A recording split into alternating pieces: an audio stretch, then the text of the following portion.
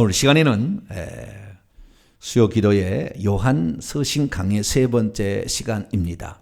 형제 사랑 준수와 세상 사랑에 대한 경계, 대안이 두 번 들어갔네요. 대한 경계라는 제목으로 함께 말씀의 은혜를 나누기를 원합니다.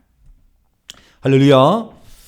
수요일 날은 우리가 하나님 말씀을 하나하나 이렇게 찾아서 그 뜻을 이렇게 알아보는 시간입니다. 주일날은 주제를 가지고 설교를 한다고 한다면 수요일날은 그 문장 하나하나 이렇게 뜯어서 이렇게 하나씩 살펴보는 그런 성경 공부식의 말씀을 증거하고 있습니다.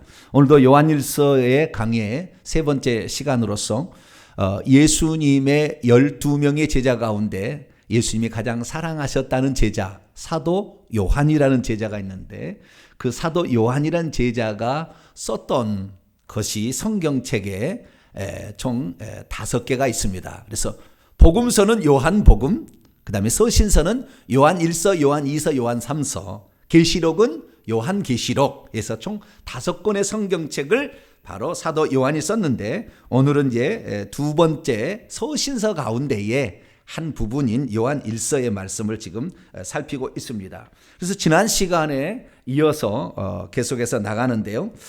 제가 요한 1서의 말씀은 이렇다고 했어요. 요한 1서의 말씀은 예방주사와 비슷하다. 그 다음에 초신자용 교육교재다. 이런 얘기를 제가 말씀을 드렸습니다. 그래서 요한 1서를 예전에는 교회를 처음 나와서 세례를 받기 전에 필히 읽히는 책이 요한 1서였어요. 옛날에는. 그 정도로 요한 1서는 어려운 말은 별로 없습니다. 어려운 말은 없고 조금만 도움을 받으면은 금방 알 수 있는 말로 구성되어 있기 때문에 요한 1서는 쉽고요. 그리고 요한 1서는 무엇을 믿어야 되는지에 대한 정확한 얘기를 해주고 있고 그 다음에 무엇을 우리가 경계해야 되는 것인가. 그 다음에 그 경계가 결국에 악한 자인 사탄 마귀의 공격을 미혹을 받는 것인데 이렇게 받았을 때는 또 어떻게 처리해야 되는가. 다시 말해서 죄를 짓게 되면 어떻게 해서 이 죄 문제 해결할 수 있는 것까지 다 써놨어요. 그리고 결국에 우리에게 문제를 일으키는 악한 영을 이겨야 되는데 이 악한 영이 어떻게 공격해 오고 그 영을 이길 수 있는 비결이 뭔가까지 써놨다 그 말이죠. 그렇기 때문에 이 초신자들은 이걸 많이 읽게 되면 아하, 우리가 무엇을 믿어야 되는 것인가. 그 다음에 영적 공격이 누가 하는 것이고 어떻게 방어할 수 있는 것인가. 이런 것들을 우리가 터득할 수 있기 때문에 우리가 이 책은 초신자용 교재다 이렇게 말할 수도 있고 뿐만 아니라 이 초신자들을 흔드는 이러한 세력이 있었어요. 미혹하는 세력이 있었어요. 그래서 일종의 이단 세력이죠.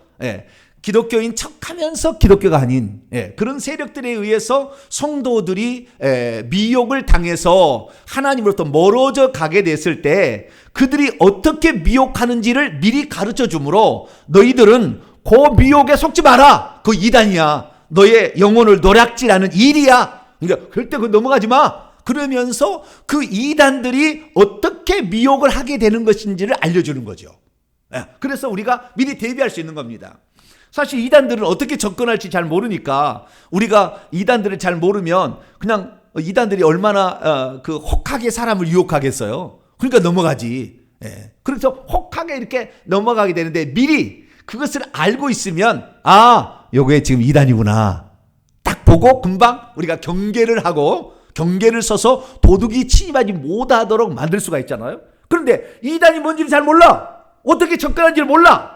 무슨 유혹으로 우리 넘어뜨리는지 몰라. 그러면은 나를 친절하게 대하고 막 좋아하니까 아이고 막 시장도 같이 가자고 뭐 그다음에 두부도 갖다 사다 주고 막 그러니까 아이고 친절하구나 좋구나. 그러면 저 사람이 믿고 있는 것도 좋겠지. 그 잠깐만 저 사람이 말하는 것도 틀린 것이 없겠지. 이런 식으로 하다가 넘어가는 거죠. 근데 다 그 속에는 뭐예요? 이미 작전으로 그런 이 흉악한 발톱을 숨긴 그런 이리들이 거기에 영혼을 노락질하기 위해서 있는 거죠.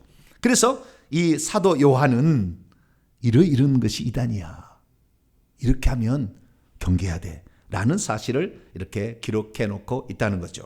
그래서 우리는 요한 1서를 이단들의 미혹에 대해서 우리가 대비책으로 예방주사처럼 먼저 알려주는 것이고, 뿐만 아니라 초신자들이 어떻게 신앙이 성장해 가는 것인지 그 부분을 잘 얘기해 놨다고 말씀을 드렸습니다. 자, 오늘은 이제 요한일서 2장 3절부터 17절까지 말씀을 이제 살펴보게 되는데요. 오늘의 키포인트는 이겁니다. 이거 뭐냐면은 예수 그리스도를 믿는 사람들, 다시 말해서 하나님을 믿는 사람들이 라고 얘기를 하지만 사실은 아닌 가짜가 있다는 거예요. 이단이 있는 거죠. 그러면 그 이단을 어떻게 우리가 구분할 수 있는 것인가? 라는 그 구분의 기준을 오늘 제시를 해주고 있어요. 요걸 보고 이게 이단인지 아닌지를 판정될 수가 있다는 것이고, 그래서 그것이 결국에 실천적인 형제 사랑이라는 것으로 간다는 거예요. 그래서 실천적인 형제 사랑으로 가는데 이렇게 가지 아니하고 말만 지식적으로만 얘기를 하면 그건 이단일 수 있다라는 것을 가르쳐 주는 것이고, 뿐만 아니라 우리가 그 이단들이 미혹하는 것이 있다는 거예요. 이단들이 미혹하는 그 조건들이 있는데 이것이 바로 세상이라는 건데, 이 세상이라는 것은 악한 자에게 속하여서 사람들을 미혹하는 것으로서 이 육체의 정욕, 욕망들, 성적인 욕망도 갑니다. 이게 육체의 욕망들, 그다음에 눈으로 본 것을 얻고자 하는 그 욕심, 안목의 정욕, 그다음에 이생의 자랑. 여자들은 모이면은 핸드백 자랑한다면서요. 나이가 아직 안 드신 분은 잘 모르시는데 50대 60대만 되면은 어머머머머머머, 그리고는 그냥 이렇게 한대요. 그게 뭐요? 핸드백을 이렇게 보여주는 거죠. 나는 핸드백에 비싼 핸드백이 뭔지 잘 몰라요. 그런데 그거 하나면 1,000만 원, 막 2,000만 원 그런다면서요. 그래가지고 집에서 돈은 없고 그러니까 짝퉁으로 이렇게 50만 원짜리를 꼭 진짜처럼 이렇게 딱 이렇게 해가지고 다닌다고 그래요. 그래서 그 이생의 자랑이라는 건 생애에 나는 이렇게 살아. 그러고 떠벌리는 거예요. 이렇게. 그런 것들이 결국에 우리의 마음을 파괴시키는, 우리의 그 영혼을 갉아먹는, 그래서 그것을 추구하게 만들어 그걸 준다고 사단 마귀는 우리를 유혹해서 넘어뜨린다는 것까지 합니다. 그래서 우리가 형제 사랑과 세상 사랑, 형제 사랑은 더 해야 되겠지만 세상 사랑은 멀리해야 된다라는 것이 오늘 말씀의 키포인트입니다. 키포인트고, 이 과정 속의 세부적인 내용을 우리가 잘 알아야 됩니다. 그래서 오늘 3절부터 17절까지 말씀은 크게 두 파트로 나눠볼 수가 있어요. 그래서 3절부터 11절까지, 3절부터 11절까지의 말씀은 형제 사랑을 촉구하는 그런 내용이라 한다고 한다면, 12절부터 17절까지는 세상 사랑에 대한 경계, 이것을 말해주고 있다라고 우선 정리를 하면 금방 눈에 들어올 거라고 생각이 됩니다. 자, 그러면은 먼저 3절부터 11절까지의 말씀을 살펴보는데요. 3절부터 11절 말씀 가운데 우리가 중요하게 될 것은 계명이라는 단어가 계속 나옵니다. 그 다음에 빛과 어둠이라는 것이 나오고 악한 자라는 게 나와요. 자, 계명이라는 걸 보겠습니다. 3절에도 그의 계명, 여기에 그의 계명, 그의 계명은 앞에 계속 나오겠죠. 그는 위로 올라가면은 2절 보니까 그는 우리 죄를 위한 화목제물이니, 화목제물은 예수 그리스도를 알지만 결국에 예수 그리스도라고 2장 1절에 정확히 나와죠. 그래서 여기에 그의 계명은 예수님께서 말씀하신 계명이 있다는 겁니다. 계명이라는 것은 계율이라는 것으로 반드시 지켜야 될 어떤 법도를 가리키는 겁니다. 그런데 이 계명이라고 할 때는 도덕적인 것을 가리키는 거예요. 의식적인 것을 가르치지 않습니다. 세례를 받아야 된다, 성찬식해야 된다, 이거는 의식적으로 가리키는 게 아니고 도덕을 가리키는 거예요. 그러니까 하나님을 사랑하고 이웃을 사랑하라 라는 그런 도덕적인 것을 가리키는 거예요. 그래서 계명이란 말이 4절도 그의 계명이란 말이 나오고, 7절 가도 새 계명 옛 계명이 나오죠. 8절에도 새 계명이 나오죠. 그래서 이 계명이라는 단어를 우선 알아야 되고 그 다음에 옛 계명과 새 계명의 차이를 알게 되면 본문을 이해하기 쉽겠죠. 그 다음에 두 번째는 빛과 어둠입니다. 8절에 보게 되면 어둠이 지나가고 참빛이 비친다.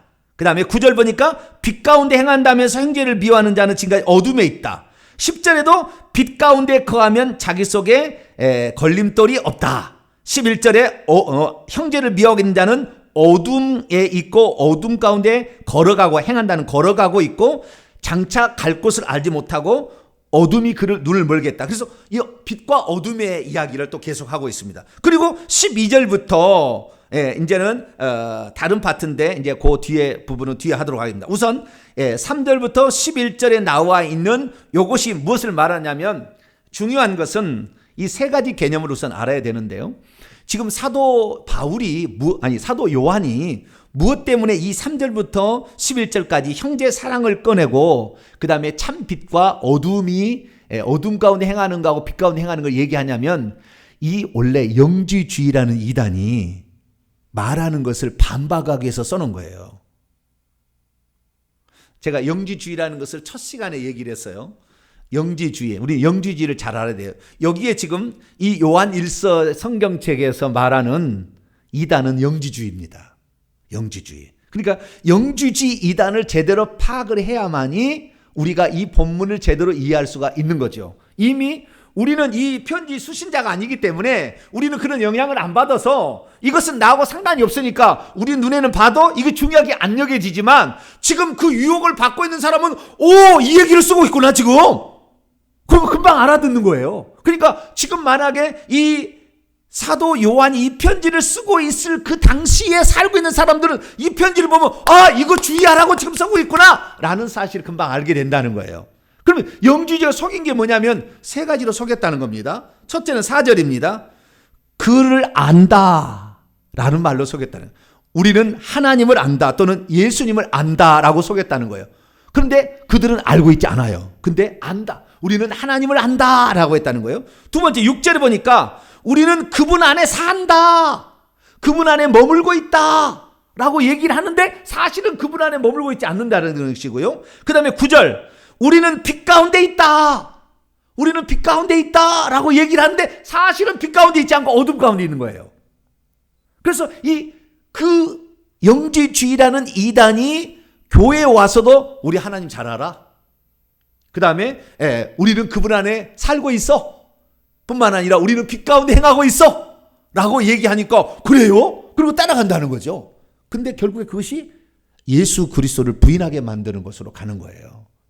그렇기 때문에 그걸 주의하라 라고 지금 사도 요한이 쓰고 있는 것입니다. 자, 그러면은 안다라는 말은 무슨 말이고 그분 안에 산다 또는 빛 가운데 거하고 있다라는 이 말은 대체 무슨 뜻일까요? 자, 영주주의에 대해서 간단히 제가 정리를 하도록 하겠습니다. 영지라는 것은 영자 스피릿입니다. 영이고 알지자예요. 영적인 지식을 영지라고 합니다. 영적인 지식을 쫓아가 있는 이슈를 영지주의라고 얘기를 하는 거예요. 그러면 어떤 영적인 지식이냐? 이 오늘날에 지금 솔직하게 얘기하면은 오늘날의 영지주의가 신천지예요. 신천지가 오늘날의 영지주의고요. 그 다음에 한 번 구원 영원한 구원이라고 이렇게 말하는 사람들도 일종의 영지주의입니다. 영지주의라는 건 뭐냐면 한 번 깨달았으면 내 행동으로 죄 짓는 것은 상관이 없다는 거예요. 이게 영지주의입니다. 결국에 내가 깨달아 버렸다면 내 행동은 뭔 죄를 지어도 죄가 안 된다는 겁니다. 내가 예수 그리스도를 믿어가지고 내가 구원받았다는 걸 깨달아 버렸으면 내가 무슨 죄를 앞으로 지어도 나의 구원에는 상관이 없고 나는 반드시 천국 가. 이게 영지주의예요. 오늘날의 교회의 영지주의. 그럼 당시의 영지주의는 그건 아니에요. 당시의 영지주의는 다른 거였는데 오늘날에는 그런 영지주의로 가고 있다는 거예요. 신천지도 가게 되면은요, 자기들이 가르쳐주는 그 지식을 깨닫게 되면 14만 4천 명으로 장차 예수님이 재림하실 때에 자기가 육신을 입고 그 천년왕국이라는 새로운 번영의 나라에 들어간다, 이렇게 가르치는 겁니다.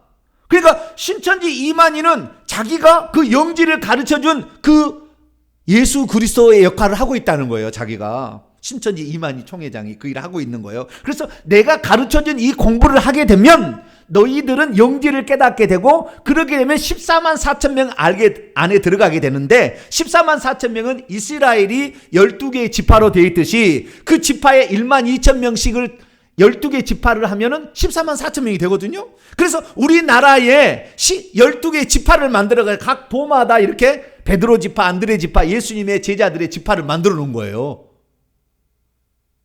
그래서 여기 안에 1만 2천 명이 들어오기 위해서 얼마나 힘을 쓰는지, 정말 얼마나 공부를 많이 했는지 몰라요. 그 합격하려고. 왜? 그 1만 2천 명보다 더 많은 사람이, 그러니까 지금 신천지의 숫자가 14만 4천 명이 넘어가 버렸어요. 20만 명이 훨 넘어가 버렸습니다. 그러니까 여기에서 하나님이 고르신다 그러는 거예요. 그래가지고 시험을 쳐서 합격한 사람을 고르신다 그러니까 얼마나 빡세게 공부하겠어요. 우리 교회 다닌 사람은 쫓아갈 수가 없어. 얼마나 공부 열심히 하는지. 그 중에서 12개의 지파의 장이란 사람은 성경의 4천절을 암송해야 지파장을 임명을 합니다. 그러니 우리는 어떻게 해요? 교회 와서 성경 공부 한번 하자 해도 그냥 바빠 죽겠는데 무슨 성경 공부요? 예수 믿었으면 천국 가는 거지. 이렇게 하니까 뭐요? 교회가 밥인 거죠. 신천지 밥. 야, 오리엔테이션 다 돼 있어. 예, 기본적인 성경 지식 알아. 짝짝짝짝짝짝짝 해가지고 이렇다가 그래요. 와, 세상에 나는 교회를 20년을 다녀봤는데 그렇게 짝이 착착착착착 맞는 성경은 한 번도 내가 공부를 못 해봤어요. 그래 넘어간다는 거 아니에요? 네. 그래서 오늘날의 영지주의는 신천지요, 한 번 구원 영원한 구원이라는 이 사상이 영지주의 계열이라는 거예요. 그러면 처음에 영지주의는 뭐였느냐? 이거였어요. 하나님이 신적 존재가 있었다는 거예요. 모든 만물이 있기 전에 신적 존재가 있었는데 그 신적 존재로부터 점차 어떤 존재들이 발출되어서 나오기 시작했다는 겁니다. 발출되어 나왔는데 이 나와 있는 것을 에온이라고도 얘기를 하고 각자의 신이라고도 얘기를 합니다. 네, 신이라고 세대의 신이 되는 거죠. 신이 되는데 365개도 있다고 하고 하여간 영지주의는 사상이 수백 가지예요. 근데 그 중에 하나의 중요한 것을 얘기하자면 거기서 계속 떨어져 나와서 신들이 발출해서 신들이 생겼다는 겁니다. 신들이 생겼는데 그 중에서 여호와라는 신은, 구약 성경에 나와 있는 하나님 신은 물질 세계를 만든 신이라. 물질 세계는 추한 거라는 겁니다. 얕은 거라는 거예요. 영적인 보이지 않는 것을 깨닫는 것이 고차원적인 그런 영적 세계고 물질적인 것은 낮은 차원의 세계라는 거예요. 그래서 여호와 하나님은 물질 세계를 만들었기 때문에 낮은 신이라는 겁니다. 거기에서 영지주의에서는 데미우르고스라고 얘기를 하는데 그 여호와를 낮은 신으로 보는 거예요. 그래서 낮은 신은 어떻게 하냐? 늘 막 화를 낸다는 거예요. 분노를 낸다는 겁니다. 그러니까 원수를 막 갖고 말이죠. 가나안 땅에 있는 신들을 다 죽여라! 가나안 땅을 정복해서 다 죽여라! 그리고 아주 잔인하게, 아주 육체적이기 때문에 아주 잔인하다는 거예요. 그래서 그냥 헤렘, 여리고 성을 정복할 때는 얘들까지 다 죽여라! 그랬다는 거예요. 그러니까 그 신은 아주 지극히 낮은 신이라는 거예요. 그런데 예수 그리스도는 누구냐? 신약 때 예수 그리스도는 그 하나님으로부터, 그 신적 존재로부터 가장 먼저 나온 존재라는 거예요. 그래서 하나님과 가장 가까운 존재라는 겁니다. 예수 그리스도가. 그러니까 이 365개의 애원들이 계속 나왔다고 한다면 저 끄트머리에 가서 여호와 신이 나온 것이고 예수님은 바로 맞은편에 나온 신이라는 거예요. 그래서 그 예수 그리스도가 그분이 있었는데 인간은 뭡니까? 이 데미우르고스라는 이 여호와라는 것에 의해서 만물이 지어지고 만물의 끄트머리에 사람이 나왔잖아요. 사람을 지었기 때문에 사람은 스스로 자기가 원래 하나님으로부터 나온 하나님이라는 걸 못 깨닫는다는 겁니다. 절대. 그래서 누군가가 가서 너는 원래 하나님이었었어. 근데 하나님에 떨어져 나와가지고 좀 어둠 가운데 있으니까 깨닫지를 못해가지고 네가 신이 아닌 것으로 생각하고 있는데 사실은 너는 원래 신이었는데 신으로부터 떨어져 나온 또 다른 신이야. 라는 걸 네가 지금 모르는 거야. 그래서 하나님으로부터 가장 가까이 떨어져 나갔던 예수 그리스도라는 그 신이 이 세상에 오기는 오는데 이 세상에 그냥 신적 존재로 못 오니까 예수라는 사람 속에 30살 때에 세례요한의 세례를 받을 때 그 하나님의 신이, 하나님이 그 예수 그리스도가 맨 처음에 났던 그 신이 누구 속으로? 예수라는 속에 들어갔다는 거예요. 그러니까 나사렛에서 태어나서 2000년 전에 자랐던 그 사람 속에 하나님의 영이 들어가서 비로소 깨우쳐졌다는 거예요. 어둠 가운데 있는 너희들은 원래 하나님이야. 하나님적인 존재였는데 너희들이 몰라서 멀리 떨어져서 지금 깨닫지 못하고 있으니까 우리는 원래 빛으로 나온 빛이요. 우리는 하나님부터는 하나님이라는 것을 깨닫게 된다고 한다면 너희들은 그 하나님께 돌아갈 수가 있어. 라고 가르칠 존재로 하나님이 육신 속에 들어와서 그거를 펼쳤다가 그 펼치고 사람들이 가르친 다음에 십자가에 죽으실 때는 그 육신으로부터 떠났다는 겁니다. 다시. 이것을 영주주의라고 얘기를 하는 거예요. 자, 그러면 영주주의하고 기독교 차이는 뭐냐? 영주주의와 기독교 차이를 얘기하려고 요한 일서를 쓴 겁니다. 요한 일서를 쓴 것이. 그게 가장 큰 목적이에요. 그래서 영주주의하고 기독교 차이는 뭐냐? 자, 천천히 보세요.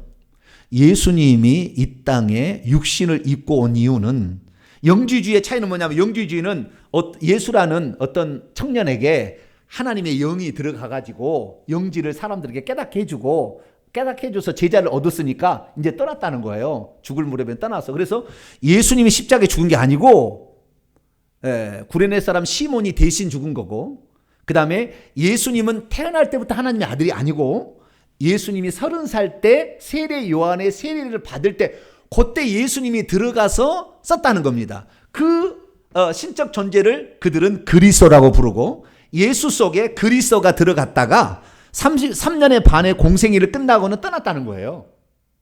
그러니까 예수님은 처음부터 하나님의 아들이 아닌 거예요.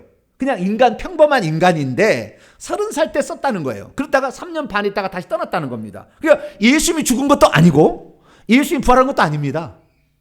예수님이 처음부터 하나님 아들도 아니고, 이게 결국에 완전 사람을 속이는 거예요. 그러니까 깨달으면은 그러한 빛의 세계에 들어갈 수 있다는 것 때문에 사람들이 뿅뿅뿅뿅 간 거예요. 그런 깨달음. 여러분, 이거 아셔야 돼요. 자기가 하나님이라고 얘기를 하려면 하나님의 능력이 나타나야 되는 거예요. 신천지 이만희는 단 한 번도 기적을 못 일으킵니다. 신이 아니니까. 사람에게 이 머리로 깨닫게 해가지고 지식으로 깨닫게 해서 사람을 호리는 것 뿐이지, 예수님은 그러지 않아요. 죽은 자를 살려버립니다. 무리를 걸어가는 거예요.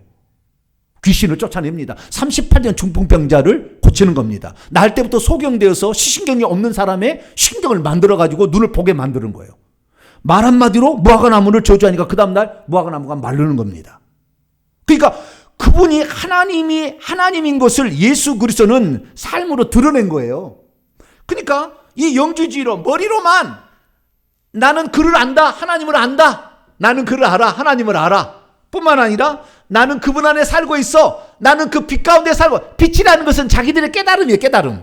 그 가운데 살고 있는 거이면은 우리는 하나님이어서 우리는 다 구원을 받았어. 그렇기 때문에 우리는 어떻게 살아도 이미 나는 깨달음으로 구원을 받았으니까 어떤 죄를 짓는다고 해도 죄가 나에게 영향을 미치지 않아 라고 가르쳐 주는 거예요. 그러니까 이 영주주의를 깨달은 사람은 형제가 어려움에 처해도 도와주게 안 도와줬어요? 안 도와줘 상관없어. 내가 깨달았으니까 나는 나는 깨달았는데. 막 여자를 음욕을 품어가지고 간음을 행해도 아무 상관없어. 나는 이미 깨달아서 나는 이미 영지를 터득했는데. 그래서 이 가정을 파기하고 말이죠. 음행을 품어서 가정을 파기하고 이래도 괜찮다는 거예요. 아무런 괜찮다는 거. 나는 죄가 안 된다는 거예요. 이것이 결국에 서양에 말하는 에피쿠로스 학파입니다. 에피쿠로스 학파. 네. 그런데 그게 아니라 우리는 영지를 깨달은 사람이니까 그런 죄를 지어서는 절대 안 된다고 하는 또 학파가 스토학파예요. 스토학파. 금욕주의. 그렇게 가기도 해요. 영주주의는 다양한 펼치지만 대부분의 영주주의는 나는 이미 깨달았기 때문에 어떠한 죄를 지어도 죄가 되지 않는다라는 거예요. 그래서 알고 있으면 우리는 끝이다는 거예요. 그래서 사도 요한이 지금 3절부터 11절까지 쓴 겁니다. 빛이라는 개념이 뭐고 어둠이라는 개념이 뭐고 영지, 안다는 말이 지식이라는 거잖아요. 안다, 지식. 그래서 영지라는 말, 영지라는 말은 그노시스라고 하는데 이 안다는 말을 헬라어로 보면 동사로 보면 기노스코예요. 기노스코. 기노스코에서 안다라는 말에서 그 다음에 영지가 나와서 그노시스라고. 그래서 그노시즘, 그노시티즘 이렇게 나오는데 이게 영지주의예요. 그래서 어떤 것이 진짜 하나님을 아는 것인지 라는 것이 정확한 것을 이 사람들에게 가르쳐주고 있는 거죠. 이 편지를 받는 대상에게. 자, 이걸 알고 자, 이제 읽어봅니다. 금방 설명이 돼요. 3절 봅니다. 우리가 그분의 계명을 지키면 이로써 우리가 그분을 아는 줄로 알 것이고 그분을 안다고 하지만 그분의 계명을 지키지 않고 있다고 한다면 이 사람은 아는 것이 아니라고 빨리 판정해라.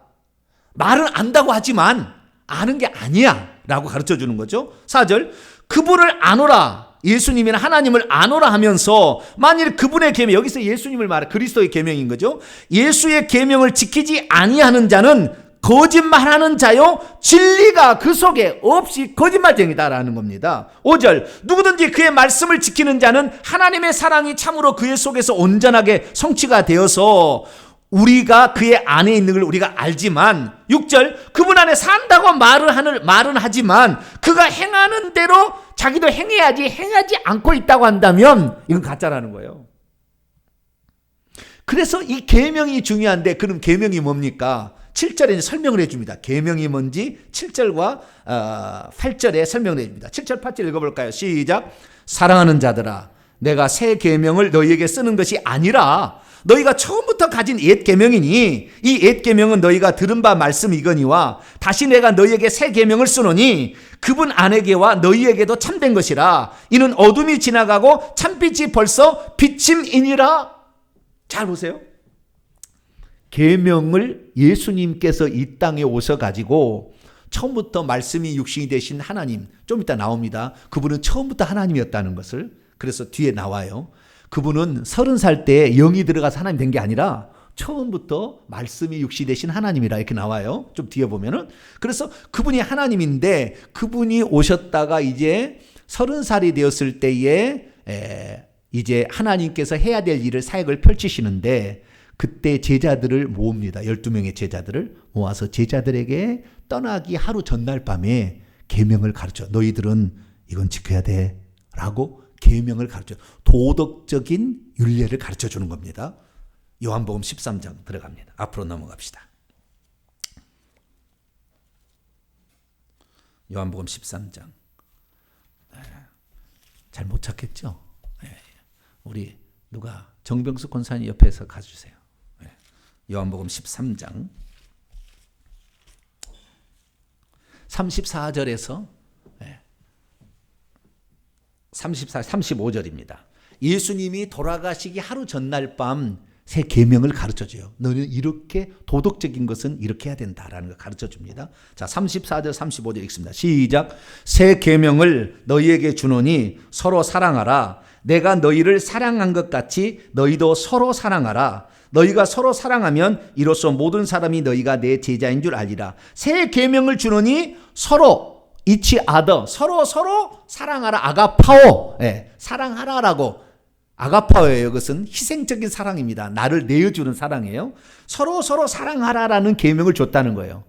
이렇게 하라고 명령을 했다는 겁니다. 그런데 이 계명은 사실 구약의 여호와 하나님께서도 말씀을 하셨어요.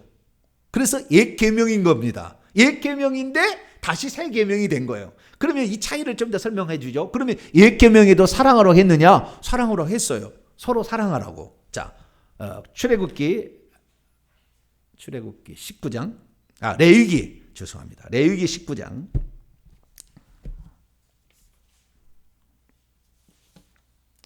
레위기 19장 18절. 구약성경 레위기 19장 18절. 처음에 교회 나온 사람은 성경책 주소를 못 찾아가지고 늘 보라고 있어요.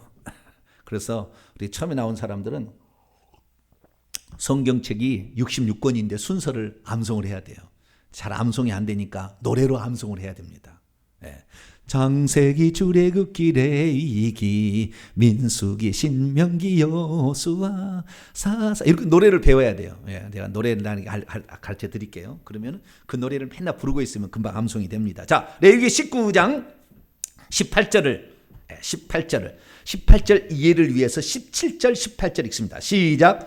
너는 너 형제를 마음으로 미워하지 말며 내 이웃을 반드시 견책하라. 그러면 내가 그에게 대하여 죄를 담당하지 아니하리라. 원수를 갚지 말며 동포를 원망하지 말며 내 이웃 사랑하기를 내 자신과 같이 사랑하라. 나는 여호와이니라. 아멘. 결론부터 말씀을 드리면 원래는 하나님이 한 분 하나님이신데 그 하나님이 이스라엘 민족에게 오셔서 영으로 역사할 때 그분을 부를 때 여호와라고 부르는 것이고, 그 다음에 그분이 육신을 입고 사람으로 오신 것을 예수님이라고 부릅니다. 그러니까 곧 여호와는 예수님의 다른 표현이라 이렇게 보시면 되겠고요. 그 여호와가 뭐라고 얘기했느냐? 내 형제를 마음으로 미워하지 말고 이웃을 반드시 견책하고 그 다음에 이웃을 사랑하기를 내 자신처럼 사랑하라. 그 사랑하라 얘기했잖아요. 그러니까 지금 다시 요한일서 들어오게 되면은 이 새 계명을 너희에게 쓴다 하면서 이것은 새 계명이 아니라 이미 주어진 옛 계명이다라고 얘기하는 거죠. 그러니까 구약 시대에도 이미 옛 계명으로 사랑하라는 말을 줬다는 거예요. 근데 예수님께서 그것을 새 계명이라고 얘기하신 것은 옛 계명이 뭔가가 부족하기 때문에 새 계명을 준 거예요. 옛 계명으로 완전하고 좋으면은 왜 새 계명을 하겠습니까? 우리가 저기 뭐 고려 시대 살다가 조선 시대 되잖아요. 그런데 새로운 왕이라고 내 일대 왕이다 얘기하잖아요. 아니 고려 30 몇 대죠? 그 왕이라고 얘기하지 왜 조선 일대 왕이라고 하냐? 새로운 세상을 열었다는 거잖아요. 똑같은 세상에 백성도 똑같고 사람도 똑같은데 뭔가 지금 달라진 것이 있다는 거죠. 고려 시대의 종교하고 조선 시대 종교는 완전히 달라지잖아요. 그럼 뭔가 달라진 게 있으니까, 그게 안 있는 거 있으니까 새 계명을 쓰는 거 아닙니까? 근데 이 새라는 말은 뭐냐면은 새로운이 카이노스라는 새예요. 지난 주일날 설교를 들어보면 더 자세히 알 거예요.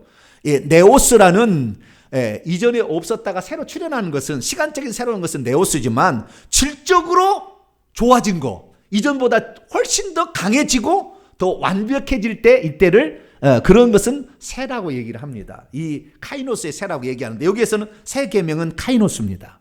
새 계명. 그러면 구약의 계명하고 신약의 계명의 차이는 뭐냐? 한 가지 차이가 있어요. 구약에도 사랑하라고 그랬잖아요. 근데 구약에는 죽이라고 그랬죠. 안 들어보셨나요? 구약에는 죽이라고 그러잖아요. 내 부모를 만약에 부모에게 욕한 사람은 죽이라고 그럽니다. 구약 성경에 보세요. 죽이라고 그럽니다. 근데 예수님이 이 땅에 오셔가지고 죽이라고 한 적 있어요, 없어요? 가늠하다 현장에 붙잡혔습니다. 돌로 쳐서 죽이라고 돼 있어요. 구약 성경에. 여호와께서 그렇게 말씀하셨거든요. 그런데 예수님께서는 예수님을 시험하려고 이 사람이 가늠하다 현장에서 붙잡혔는데 어떻게 하오리까? 전부 돌을 쥐고 있었어요. 죽이라! 그러면 어때요? 구약의 여호와하고 똑같은 거잖아요. 근데 예수님은 새로우신 하나님이잖아요. 이렇게 어떻게 할까 보자 그랬는데 예수님께서 구약 성경을 어기면은 또 안 되잖아요. 율법을 어기면 또 안 돼. 그런데 그렇다고 죽여버리면 또 안 되잖아요. 그렇기 때문에 예수님께서 뭐라고 했냐면은 참 솔로몬의 현명한 답이죠. 솔로몬보다 지혜로운 이시예요. 죄 없는 자가 먼저 돌로 치라. 그럼 이 세상에 죄 없는 자 있어요, 없어요? 어른으로부터 시작해. 어른이 죄를 많이 졌거든. 어른으로부터 시작해 어린아이까지 도망가더라. 이렇게 나와 있어요. 그러니까 돌로 치려고 해. 자기가 죄 없는 자가 치라고 그러는데 쳐라! 된 거잖아요. 그죠? 구약성경 그대로 죽이라! 이런 거잖아요. 근데 죄 없는 자가 돌로 치라! 그러니까 이건 뭐 아무도 돌로 치지 못하고 다 도망가지. 나도 너를 정죄하지 않으니 가서 다시는 죄를 범치 말라. 구원 받을 수 있는 기회를 준 거예요. 그래서 예수 그리스도께서 사랑하라는 말과 구약의 사랑하라는 말은 약간의 차이점이 있는 거예요. 자, 마태복음 5장을 열어봅시다. 옛 계명과 새 계명의 차이점을 알아야 돼요. 이것은 지금 형제 사랑에 대한 것을 알려고 하면서 지금 얘기를 나온 거예요. 자, 마태복음 5장 어디가 나오나? 마태복음 5장.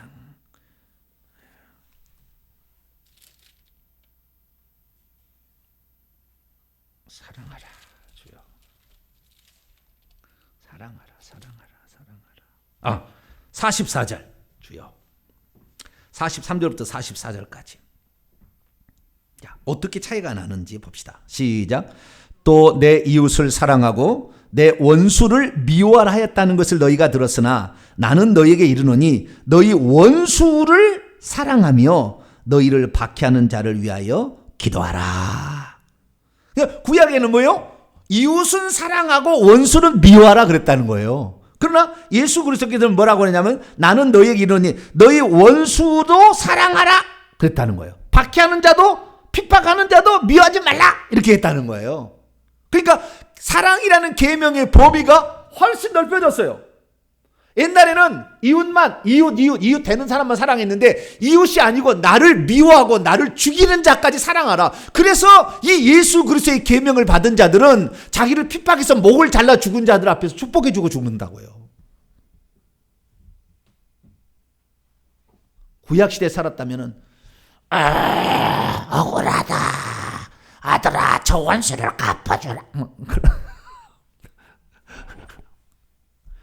내 죽음을 헛되이 여기지 말고 반드시 원수를 복수하라. 그랬을까요? 네. 구약시대는 그래도 예수님 그렇게 얘기 안 했다는 거예요. 그러면 왜? 그러면 아까 얘기했듯이 영지주의는 뭐예요? 구약의 여호와는 잔인한 하나님이기 때문에 그것은 저 밑에 저급신이다 하고 예수님은 이렇게 얘기하니까 높은 신이다라고 얘기했잖아요. 거의 일치하지 않아요 지금?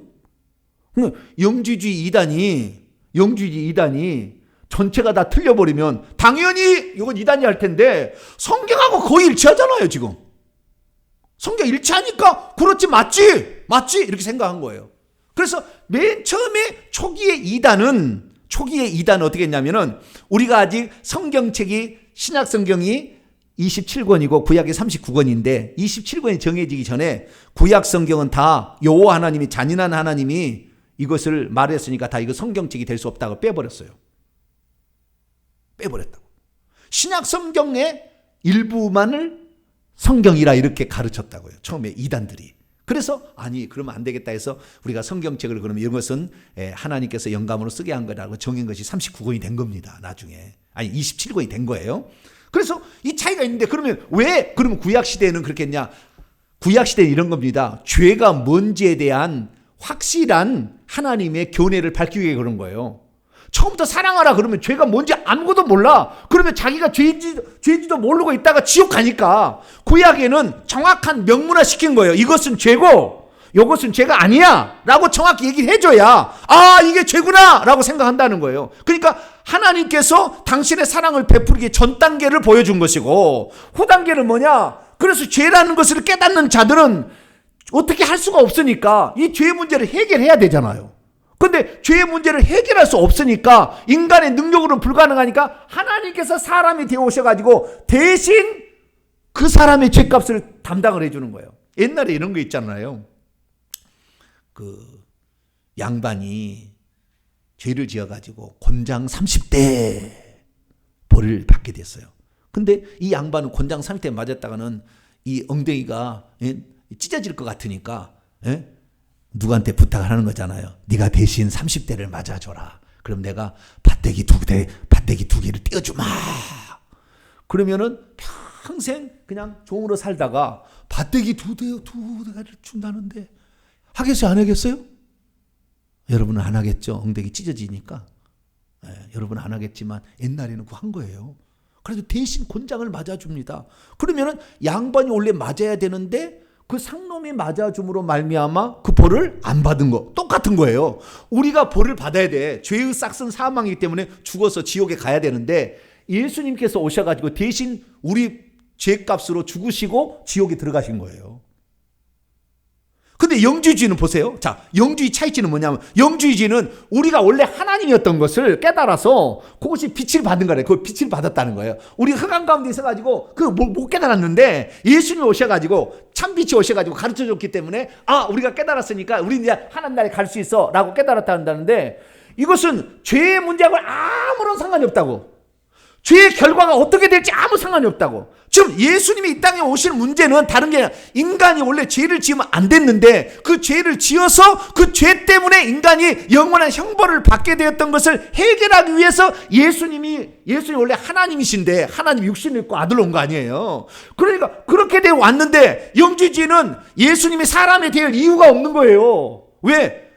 깨닫기만 하는데 그 물질의 세계를 만든 저 저급신은 저건 하찮은 신이라 이렇게 얘기를 하잖아요. 그러니까 예수님이 이 땅에 육신을 입고 올 이유도 필요 없고 예수님이 죽어야 될 이유도 필요 없고 예수님이 죽었다가 다시 살아날 이유도 없다고요. 영주주의는. 그러니까 가장 복음의 핵심이 뭐냐면 우리의 죄 문제 때문에 하나님께서 우리의 죄 문제를 대신 해결해 주려고 사람이 되어 오신 것이 성육신이고, 그 다음에 우리의 죄 문제에서 죽은 것이 십자가에 죽으신 것이고, 우리의 죄를 대신해 주시고 그분은 죄가 없다는 것을 표현해 주기 위해서 다시 살아나는 거 아니에요? 이 세 가지가 영주주의는 아무 필요가 없는 겁니다. 깨달아서 끝났으니까. 당신 예수 믿으면 과거에 현재 미래 대다 용서받아서 천국 가. 이것이 또한 영주주의예요. 아니에요. 지금 죄를 짓고도 회개치 아니하면 너 그 죄 때문에 지옥 가 해야 이게 정상인 거죠. 그래야 우리가 예수 그리스도를 오늘도 붙잡고 그분의 피로 내 죄가 용서된다는 걸 믿은 거 아니겠습니까? 영주주의는 하나님께서 육신을 입어야 될 필요가 없어요. 그러니까 예수라는 사람의 30살에 들어갔다가 써먹고 내가 빛이라고 가르쳐주고 갔다는 거예요. 그래서 이 요한일서 찬차 읽어보면 전부 그겁니다. 1장 1절에 말하기는 그 말씀이 육신을 입고 오셨다고. 우리는 그것을 보았고 만졌고 체험했다라는 거 얘기를 하는 거예요. 그분이 뭐예요? 하나님이 육신을 입었다는 게 분명하다. 그분이 육신을 입지 않았다면 죽을 수도 없고 죽지 못한다면 우리의 죄가 여전히 남아있기 때문에. 그래서 요한일서 2장 1절에 바로 우리 죄를 위하여 2장 2절에 온 세상의 죄를 위하여 그분이 죽으셨다라는 걸 말하는 거예요. 그런데 영주주의는 깨닫기만 하면 나는 그분 안에 있어. 나는 빛 가운데 행하고 있어. 무슨 빛 가운데 행하고 있어요? 맨날 음탕한 짓 하고 있고 말이죠. 음란한 짓 하고 있고 말이죠. 형제가 아파도 돌아보지도 않고 깨닫기만 하면 다 된다는데 뭘 돌아볼 리가 뭐가 있습니까? 안 했다는 거잖아요. 그래서 예수님께서 이 땅에 오셔서 하는 것은 그렇게 구약시대에 죄가 뭔지 정확히 규정을 해주니까 자기가 죄를 깨닫고 그럼 우리 어찌할꼬? 내가 너의 그 죄 때문에 죽으러 왔다. 그것을 믿는 것이 믿음이고 그것을 믿는 자들에게는 그 죄가 깨끗해진다. 할렐루야. 그것을 우리가 어떻게 아느냐? 그렇게 믿는 자들에게는 하나님의 선물로 성령을 주셔서 깨닫게 할 뿐만 아니라 그 믿는 자들은 기적이 나타나게 합니다. 할렐루야. 예수님과 똑같이 기적이 나타나게 하는 거예요. 그래서 우리가 뿐만 아니라 우리 속에 온갖 저주를 퍼부었던 이 귀신들을 쫓겨날 수 있도록 해주는 거예요. 할렐루야. 혜택을 주는 겁니다. 우리가. 그래서 그 혜택을 지금 받고 있는 거예요. 그래서 예수 그리스도께서는 이제 내가 그를 살리러 왔는데 죽이라고 말할 수 있어요? 말할 수 없는 거죠. 그래서 요한일서 읽으면 맨날 생명 영생 이렇게 얘기하는 것은 나는 살리러 왔다는 거예요. 왜? 너희를 대신해서 내가 죽고 너희를 살리러 왔다. 그래서 예수 그리스도가 영생이요 생명이다. 자, 요한복음 20장. 그래서 이 사도 요한이 쓴 요한복음의 기록 목적이 요한복음 20장 31절을 읽어보도록 하죠. 읽습니다. 시작. 예수께서 제자들 앞에서 이 책에 기록되지 아니한 다른 표적도 많이 행하셨으나 오직 이것을 기록함은 너희로 예수께서 하나님의 아들 그리스도이심을 믿게 하려 함이요. 그냥 예수님이 하나님의 아들 그리스도 이거지. 예수라는 천년 속에 그리스도가 들어간 게 아니고 이분 자체가 하나님의 아들이고 이분 자체가 그리스도. 할렐루야. 처음부터 그랬다는 거예요. 그것을 믿게 하려고 이 책을 썼다는 거예요. 요한복음을. 두 번째 목적은 너희로 그분을 믿어서 그의 이름을 힘입어 생명을 얻게 하라 함이라. 나는 너를 살리기 위해서 왔다. 너희들은 영원히 죽을 수밖에 없었어. 죄 때문에. 그 죄의 본성에 너희들은 갇혀서 죽을 수밖에 없는데 내가 너희를 살리러 왔어. 이거죠. 그래서 예수 그리스도 그것을 믿는 자들에게는 정말 그 생명의 역사가 드러나게 되므로 그 사실을 확실히 믿게 하는 거야. 할렐루야. 근데 이것을 안 믿은 사람은 나의 쓸데없는 소리 하고 막 서양의 종교 난 안 믿어. 그러면 안 믿으면 되는 거예요. 안 믿으면 되는 거예요. 그리고 그 사망에 죽어보면 딱 죽는 순간에 육체가 깨지는 순간 바로 영계 세계에 들어가서 야, 이게 모든 게 다 사실이었구나.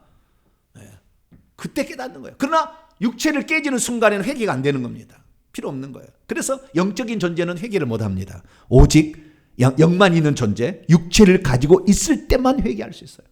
그래서 우리가 육체를 가지고 있는데 힘들잖아요. 먹어야 되고 피곤도 하고 막 그렇지만 이때 회개가 가능한 겁니다. 할렐루야. 육체를 볼 때마다 할렐루야 감사합니다. 육체님 감사해요. 당신 때문에 내가 회개해서 천국도 갈 수가 있고, 당신 없었으면 천사들은 영적인 존재였는데 한번 하나님의 말씀을 어기자 지옥으로 바로 심판입니다. 그들은 회개라는 게 존재하지 않고 그들을 위해서 죽어줄 메시아가 없어요. 그러나 우리는 육체가 있는 대신에 좀 힘들고 좀 힘들고 인생 살기가 쉽지도 않고 그렇지만 육체가 있을 때 회개할 수 있으니 할렐루야. 알마라 뭐라고 아침마다 쓰다듬으면서 뭐래요?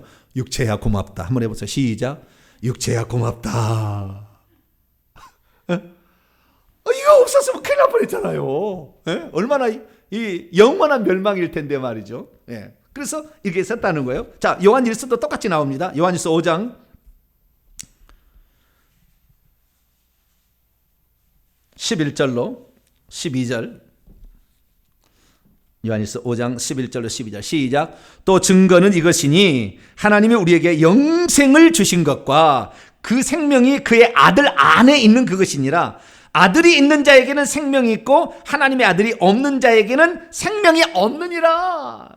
그래, 예수님께서 그 생명을 가지고 온 유일한 아들이었는데 그 생명을 나는 그래서 생명이다. 나 영생이야. 영원히 사는 생명이야. 그래서 나를 믿는 자는 이 생명을 줄 거야. 그리고 예수님께서 죄값으로 죽으신 다음에 그 생명을 성령을 하나님의 영을 통해서 믿는 자들 속에 집어넣으니 오늘도 바람처럼 믿는 자들 속에 각자 속에 마음속에 성령이 들어와서 성령이 우리 안에 들어옴으로 말미암아 하나님이 우리 안에 거하시는 겁니다. 할렐루야. 자, 요한일서 4장 14절 13절부터 15절까지 어떻게 그럼 영생이 들어오느냐? 성령이 갖고 들어오는 거예요. 13절에 15절 시작. 그의 성령을 우리에게 주심으로 우리가 그분 안에 거하고 그가 우리 안에 거하는 줄 알느니라. 아버지가 아들을 세상에 구세주로 보낸 것을 우리가 보았고 또 증언하노니 누구든지 예수를 하나님의 아들이라고 시인하면 하나님이 그의 안에 거하시고 그도 하나님 안에 거하느냐. 이 하나님이 생명이에요. 그래서 우리는 예수 그리스도를 믿게 되면 성령 하나님의 영이 예수의 영이 우리 속에 들어와서 생명을 가지고 들어와서 우리가 하나님의 생명을 딱 얻게 되면 그때 그 사람을 거듭났다라고 얘기하고 그때 하나님의 아들 자녀 아들 딸이라 얘기를 합니다. 할렐루야. 그래서 법적으로 법적으로 하나님과 우리 사이가 아버지와 아들 딸의 관계가 형성이 됩니다. 할렐루야. 그러면 하나님의 생명이 우리에게 들어왔다는 것을 알도록 하기 위해서 말을 하게 하는 것이 방언이에요. 아바 키엘리스 카바 아야카헤이 우리스키발라스 아바 키엘리스. 우리가 알아들을 수 없는 말이에요. 방금은 이 말이 방언을 말하는 거예요. 이 영이 말하기 시작하는 거예요. 그래서 우리가 성경이라는 말이 모든 게 진리라는 것을 알면 알수록 굴복하지 아니할 수 없어요. 굴복하지 아니할 수 없어요. 자, 또 너무 많이 나가면 또 시간이 또 많이 지나가서 다시 옛 계명과 새 계명은 다시 들어옵니다. 그래서 예수 그리스도께서는 새 계명은 원수까지도 사랑하라 이거예요. 원수까지도. 구약에는 죄가 뭔지를 가르쳐 주기 위해서 선과 악을 분명히 구분해 놨지만 이제는 너희가 그걸 듣고 깨달았으면은 생명을 얻으라는 거예요. 내가 온 것은 양으로 생명을 얻게 하고 더 풍성히 얻게 하려 함이라. 그래서 예수 그리스도께서 새 계명을 준 거. 그래서 너희들도 사랑해야 된다. 심지어 원수 둘리라 할지라도 그가 회개하면은 천국 갈 수 있다. 그러니까 죽이지 마라. 죽이지 말아요. 왜? 회개하면 천국 갈 수 있으니까. 죽여버리면은 육체가 깨져버리면은 구원받을 기회가 상실되잖아요. 그래서 자살하는 것은 100% 지옥 가는 거예요. 왜? 자기가 자기를 죽인 살인죄를 저질렀는데 그 죄를 용서받으려면 육체가 살아있어야 되는데 육체가 깨져버렸잖아요. 그러니까 자살하면 100% 지옥 가는 거예요. 우리는 어떠한 일이 있어도 절대 자살하면 안 돼요. 근데 많은 사람이 자살해 죽잖아요. 윗사람들도 우리나라 꼭대기 사람도 자살해 죽고 막 그러잖아요. 그게 저준 거예요. 엄청나게. 조심해야 됩니다. 잘 모르니까 그러는 거예요. 모르는데 어떻게 하겠습니까? 예. 초등학생한테 미분 적분 가르쳐 준다고 알 리가 없죠. 얘가 알 리가 없죠. 그러나 사실이 그런 것을. 그래서 우리는 절대 자살하면은 회개의 기회가 없다는 거 아시고 예수님처럼 서로 사랑하라는 거예요. 다시 원문으로 돌아와서, 그래서 예수 그리스도께서 이 빛으로 오셨다는 것은 이 지금 인간이 어떤 상태에 처해 있는 것을 인간이 모른다는 측면에는 영주주의하고 비슷합니다. 그런데 영주주의는 이 죄나 악이라는 것을 얘기 안 해요.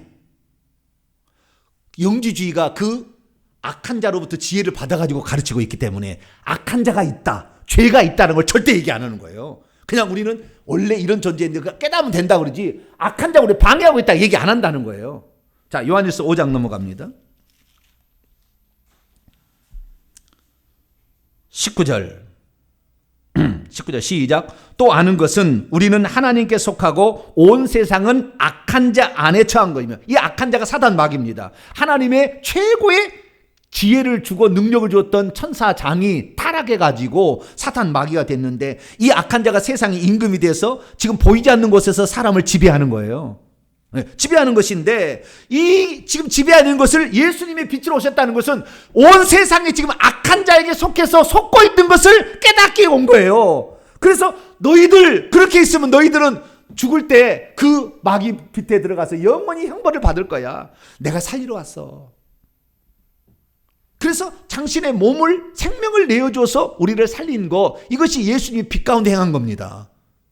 그러니까 우리들도 이 땅에 살면서 누군가를 살리기 위해서, 그 영혼을 살리기 위해서 우리의 자신을 불태워 내주고 사랑하고 사는 것이, 이게 참 빛 가운데 행하는 것이지, 그 영지를 깨닫는 것이 빛 가운데 행한 게 아니라고. 그런데 영주주의는 그랬다는 거예요. 그래서 이게 아니라는 겁니다. 네. 그래서 자, 9절로 넘어갑니다. 요한시 1장 9절. 빛 가운데 있다고 하면서 그의 형제를 미워하고 있는 자는 어둠에 있는 자라. 이거 어둠에 있는 자라. 그 다음에 10절. 그의 형제를 사랑하는 자는 빛 가운데 거하며 자기 속에 거리낌이 없으나 그의 형제를 미워하는 자는 어둠에 있고 그 어둠에 행하며 갈 곳을 알지 못한다. 자기들이 어디로 갈지도 몰라. 근데 빛을 깨달았대. 그래서 천국 간대. 천만의 말만, 죽어보면 바로 알아요. 말이 필요 없어요. 죽어보면 바로 알아요. 그래서 그 어둠이 그들의 눈을 멀게 해서 깨닫지 못해서 그 어둠 속에, 어둠의 세상 주관자의 마귀에 속해 있는 것을 깨우치기 위해서 예수님이 이 땅에 오신 거예요. 그리고 그 깨우침을 받은 자들을 해결해 주기 위해서 예수님이 십자가에 죽으신 것이고, 할렐루야. 죄값을 대신, 권장을 대신 맞아줘서 우리 죄값을 처리를 해 주시고 우리를 그 죄로부터 자유케 해 주시기 위해서 오셨다. 이것을 믿는 것이 신앙생활의 첫 출발이요, 이것이 아이들입니다.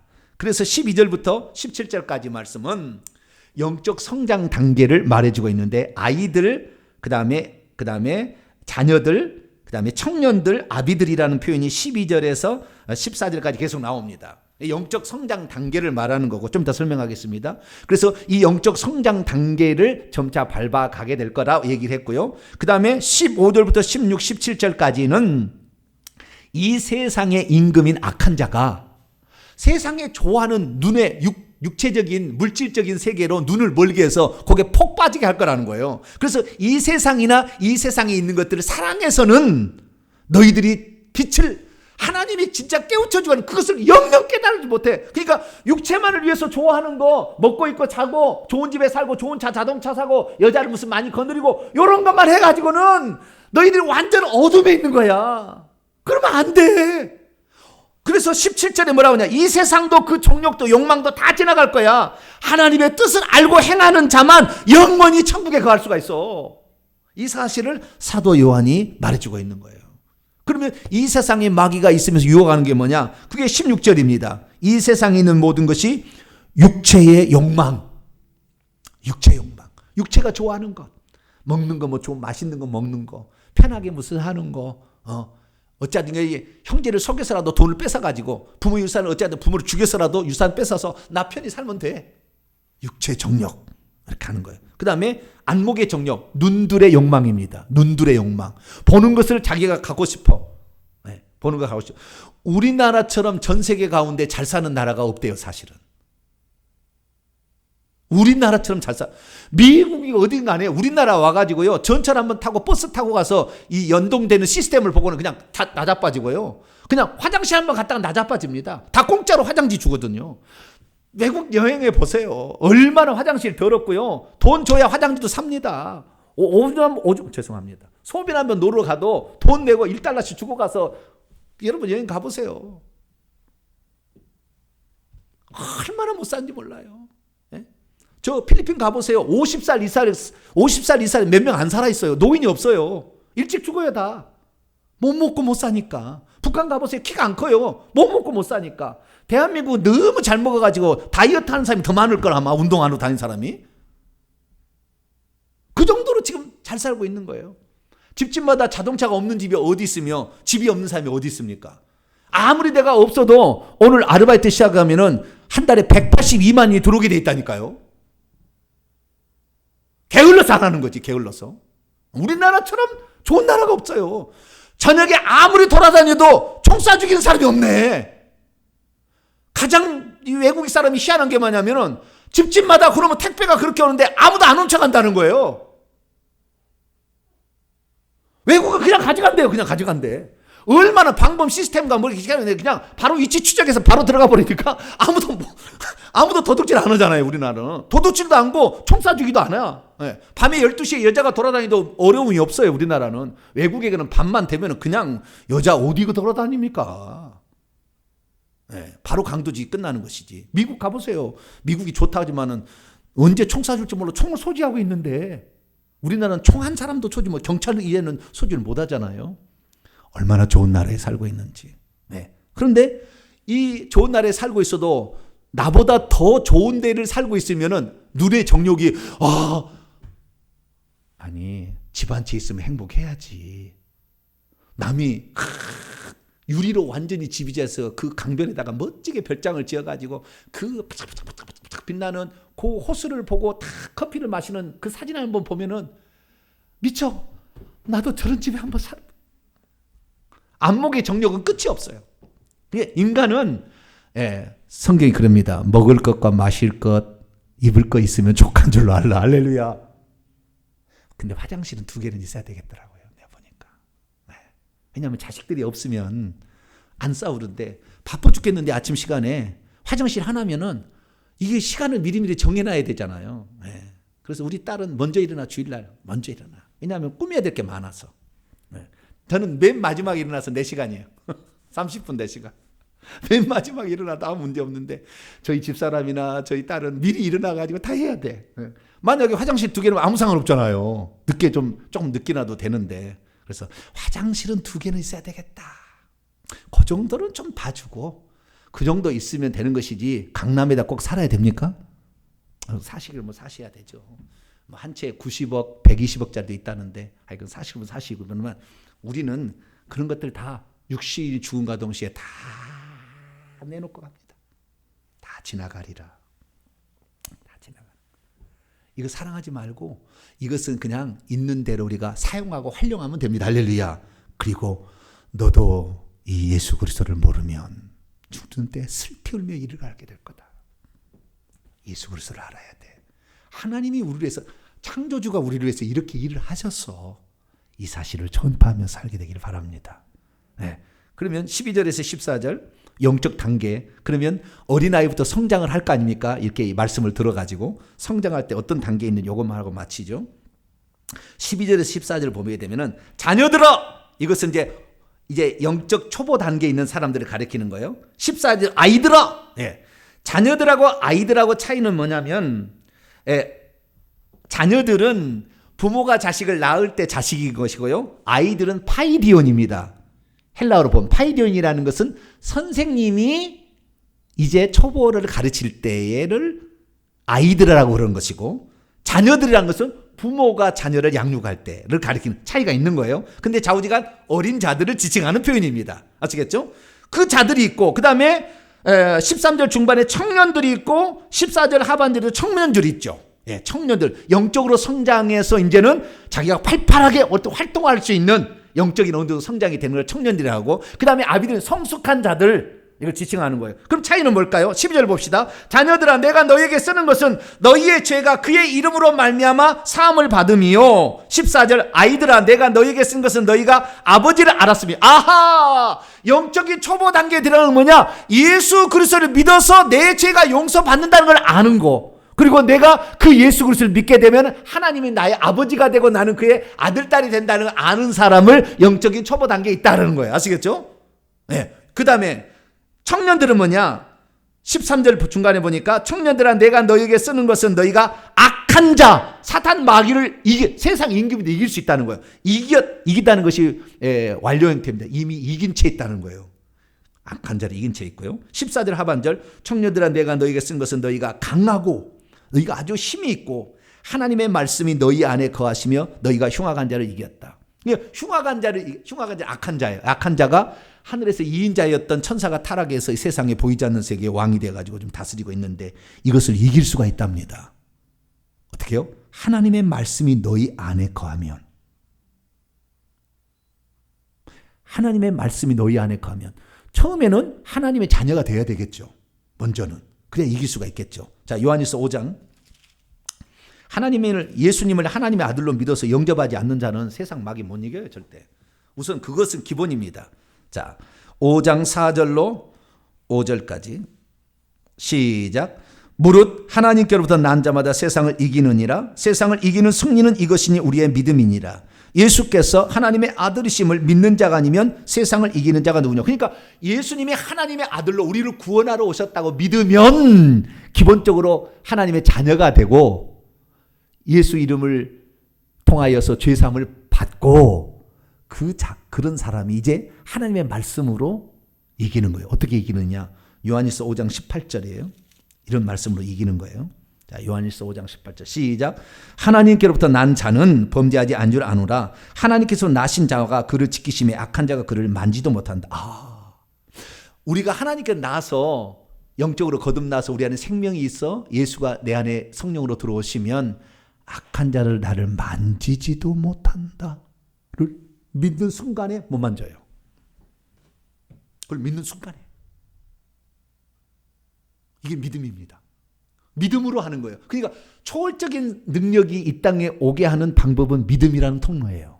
도구를 통합니다. 믿음이 있으면 되는 거예요. 그렇게. 믿음이 아주 중요한 거예요.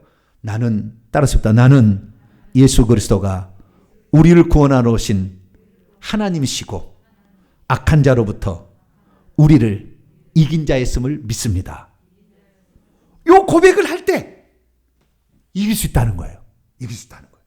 그리고 죄를 지었으면 요한시 1장 9절 만일 우리가 우리 죄를 자백하면 그는 미쁘시고 의로우사 우리 죄를 사하시며 모든 불의에서 우리가 자백하면 용서받는다고 생각하고 주님 내가 오늘 거짓말 했습니다 라고 하는 순간에 용서가 되는 거예요. 주님 내가 세상의 물질에 취했습니다 라고 하는 순간에 용서가 되는 거예요. 할렐루야. 네, 그걸 믿는 것이 믿음인데 이렇게 할수록 악한 자를 이긴답니다. 그것이 청년들이에요. 그 다음에 마지막으로 어른들은 뭐냐. 13절입니다. 2장 13절 아비들아 내가 너희에게 쓰는 것은 너희가 태초부터 계신 일을 알았다. 그 다음에 14절 중간에 아비들아 내가 너희에게 쓰는 것은 태초부터 계신 일 똑같죠. 네, 태초부터 계신 일을 알아왔다. 태초부터 계신 이가 누구냐. 태초부터 계신 이는 1장 1절에 나와 있는데요. 말씀이 육신 되신 예수님을 말하는 거예요. 왜 그러냐면 14절 보세요. 아이들아 내가 너희에게 쓴 것은 너희가 아버지를 하나님을 알아한 것이고 아비들아 내가 너희에게 쓴 것은 태초부터 계신 일을 알았다. 둘을 구별하고 있잖아요.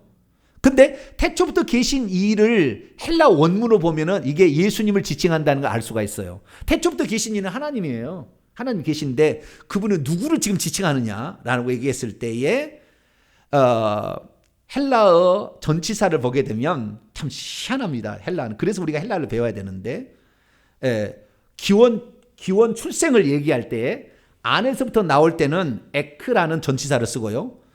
안에서 안 나오고 밖에서부터 오기 시작할 때는 기원이 밖에서부터 올 때는 아포라는 단어를 써요.